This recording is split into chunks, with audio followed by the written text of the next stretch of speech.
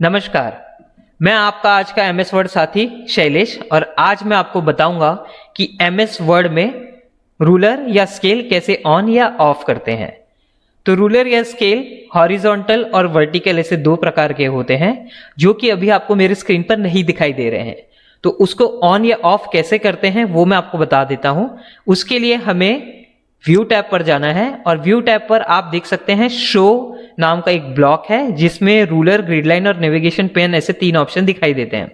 पर क्योंकि हमें रूलर ऑन करना है तो हम इस ऑप्शन पर टिक कर देंगे। तो जैसे ही हमने टिक किया आप देख सकते हैं यहां पे वर्टिकल रूलर और यहां पे हॉरिजॉन्टल रूलर आ गए हैं। इसी को कुछ लोग स्केल भी कहते हैं, जिसपे आप अलग अलग मार्जिन देख सकते हैं, आप टैब्स का सेटिंग्स कर सकते हैं और अगर आपको इसकी जरूरत ना हो तो आप फिर से इस रूलर को बंद भी कर सकते हैं। बहुत ही आसान तरीके से रूलर को ऑन करना और ऑफ करना। मुझे उम्मीद है कि इस वीडियो को देखने के बाद आपको यह पता चल गया होगा कि रूलर या स्केल एमएस वर्ड में कैसे ऑन या ऑफ करते हैं। Thank you.